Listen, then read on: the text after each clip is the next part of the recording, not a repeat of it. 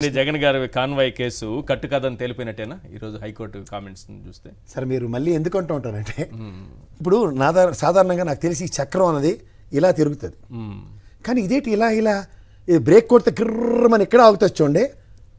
ఎట్లా బ్రేక్ కొడితే ఎలా అవుతుంది? స్టాండ్ స్టిల్ ఉంటుంది, హ్యాండ్ బ్రేక్ అన్ని కొడితే మా అయితే స్పిన్ అవుతుంది, అంతే కదా. అవును, అది పైపొచ్చి కాన్వాయ్ 5-10 కిలోమీటర్ల స్పీడ్లో ఉన్నప్పుడు ఉదాహరణకి ఓ మనిషి ఇలా పడితే, బాబు కెమెరా ఇలా పడితే ఇలా పైనుంచి వెళ్ళాలి కదా. అవును, లేదా ఇక్కడే ఇక్కడ కాలు కొట్టుకుంటూ ఉంటుందా కుడితిలో పడ్డ ఎలకలాగా? అంత పెద్ద వెహికల్, అంత వెహికల్ లేదు, మనిషి అండి. నాకు తెలిసి ఇలా కాళ్ళ కింద రైల్వే పట్టాల కింద పడినట్టు పడ్డాడు. అవును, ఇలా తిప్పినప్పుడు ఏడు చేయాలి, ఇలా ఎక్కడానికి ప్రయత్నించాలి, లేదా అడిగి మొత్తం బాడీ అంతా చెక్కియాలి టైర్ రప్చర్తో. ఇదేది లేకుండా పంచనామా రిపోర్ట్ ఉంది కదా, ఒకసారి వేయించండి మీ వాళ్ళతో. ఏంటంటే చిన్న చిన్న ముళ్ళ తోపల్లో పడితే తగిలిన దెబ్బలు లాంటివి పడుతున్నాయి. ఎందుకంటే మీరు ఒకటి గమనించారు లేదో, ఎస్పీ గారు ఆ రోజు ఫస్ట్ రియాక్షన్ ఎలా ఉందంటే ఆయనకు భుజంకి గాయం తగిలింది. కానీ మీరు వైఎస్ఆర్సీపీ కూడా కొంచెం స్తబ్దంగానే ఉంది ఈ విషయంలో.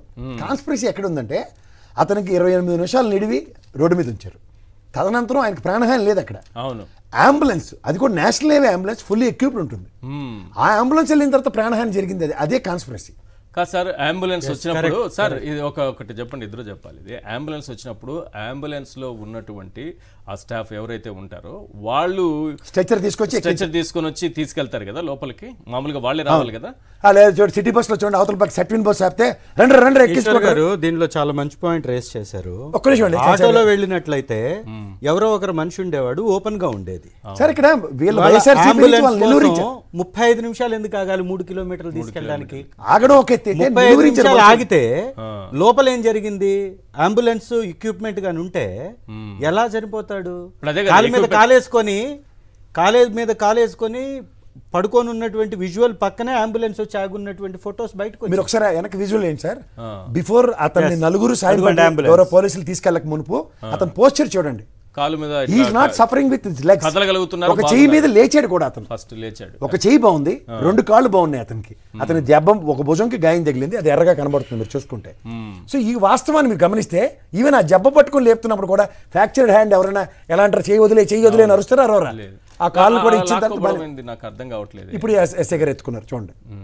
ఇక్కడ మీకు వీళ్ళు ఎవరు ఎస్కార్ట్ చేయకుండా ఒక కాన్స్పిరసీని వాళ్ళు ఆల్రెడీ కాలు మీదకి టైర్ ఎక్కినట్టుగా కాలు కిందికి పడినట్లు పంచనామాలో కూడా ఇక్కడేమో చూపిస్తుంది మెడ మీదకి ఎక్కినట్టు, పంచనామాలో ఓన్లీ భుజం అని రాశారు. ఒకదానికి సంబంధం లేదు. మీకు ఇంకోటి చెప్తున్నాను. రెండవది సార్, ఒక చిన్న మాట ఎస్పీ గారి ప్రెస్ మీట్, మొట్టమొదటి ప్రెస్ మీట్ ఏదైతే పెట్టారో 18వ తారీఖు రోజు, ఆ ప్రెస్ మీట్ కి పంచనామా రిపోర్ట్ కి పర్ఫెక్ట్ గా సరిపోతుంది, సింక్ అవుతుంది.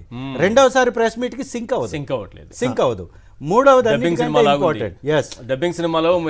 రెండవది ఇంపార్టెంట్, అంత్యక్రియలు అన్ని అయిపోయిన దాకా ఈ వీడియో ఎందుకు దొరకలేదు? మీకు ఇంకోటి, అంత్యక్రియలు అయిపోయి బాడీని ఖననం చేసేసిన తర్వాత ఆ కేసును మూసేసేటటువంటి పరిస్థితికి వెళ్ళిపోయిన తర్వాత సడన్ గా ఈ వీడియో ఎలా వచ్చేసింది? ఈ వీడియో అప్పటి వరకు ఎవరు దాచిపెట్టారు? ఇది కూడా తెలుగుదేశం సోషల్ మీడియా వాళ్ళే దీన్ని పోస్ట్ చేశారు ట్విట్టర్ లో. ఆ తర్వాతే ఇది డౌన్లోడ్ అయ్యి తెలుగుదేశం అఫీషియల్ వెబ్సైట్ లోకి వచ్చి ఇవన్నీ జరిగాయి. ఇప్పుడు నేను అంటుంది ఏంటంటే కాన్స్పిరసీని వాళ్ళు ఎస్టాబ్లిష్ చేసుకున్నారు. ఇది 3 రోజుల నిడివిలో మీరు గమనిస్తే అంబులెన్స్లో ఎవరు ఎస్కాట్ లేరు, అతను ప్రాణహాని జరిగింది. ఎవరు ఎవిడెన్స్ లేదు. ఎవిడెన్స్ లేనప్పుడు కొత్త ఫ్యాబ్రికేటెడ్ స్టోరీ నెరేట్ చేశారు ఇక్కడ. ఏది చక్రం కింద పడ్డారు, అది జగన్మోహన్ రెడ్డి గారు కాన్వాయ్ కింద పడ్డారని. సో ఇక్కడ మీకు వాళ్ళ నెరేటివ్ని జస్టిఫై చేయడానికి వాళ్ళు తీసుకున్న 3 రోజుల నిడివిలో బ్రహ్మాండమైన, మీరు లిప్ సింకింగ్ లేని తమిళ సినిమా గురించి చెప్తారు, డబ్బింగ్ సినిమా గురించి, కానీ సింక్ కాని వీడియోకి లిరిక్స్ కరెక్ట్గా ఇస్తున్నారు.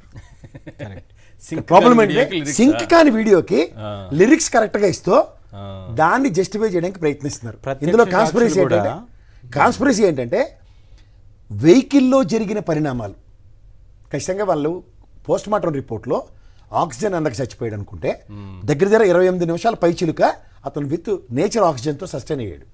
అంచేతే ఎక్స్ట్రా ఆక్సిజన్ సపోర్ట్తో అతను బతకాలి. సే ఫర్ ఇన్స్టెంట్ వెహికల్ కనుక క్రష్ అయ్యి ఉంటే మీరు అన్నట్టు నిజంగా ఆక్సిజన్ బ్రీదింగ్ ప్రాబ్లం ఉంటుంది, చెస్ట్ మీద వెళ్ళినా, లేకపోతే ఈ భుజం తదనంతర పరిణామంలో చెస్ట్ దాకా ప్రాబ్లం ఉండొచ్చు ఆప్షన్. అక్కడ ఖచ్చితంగా అతనికి బ్రీదింగ్ ప్రాబ్లం ఉంటుంది, కానీ అక్కడ బ్రీదింగ్ ప్రాబ్లం ఎస్టాబ్లిష్ కాకుండా ఉంది, మీరు గమనించండి. Otherwise you would have not survived.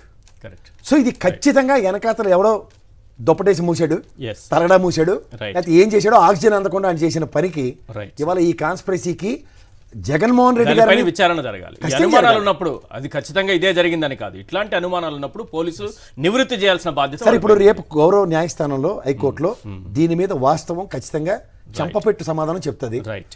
చెప్పిన తర్వాత వీళ్ళు కనుక దాన్ని కాన్ఫిస్కేట్ చేస్తూ ఒక కేసు కనుక వేయకపోతే మాత్రం ఆ మరణం సహజ మరణమా అసహజ మరణమా అని చెప్పాలి. రైట్. తర్వాత ఇప్పుడు మీరు అన్నట్టు నెల్లూరు పర్యటన జగన్మోహన్ రెడ్డి గారిని ఆపితే ఆపుకోండి, నష్టం ఏం లేదు.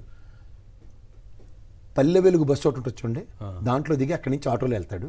పల్లె వెలుగు బస్సు వెనకాతల జస్ట్ మీకు అలా భరత్ అని నేను సినిమా చూసుకోండి ఒకసారి, అందులో ఊరికా నూరిల్లేడు కనబడిన చోట జగన్మోహన్ రెడ్డి ఉన్నాడు అన్నప్పుడు స్వచ్ఛందంగా తరలొచ్చే జనాలు చూసి తర్వాత ఏ గుండె అవుతుందో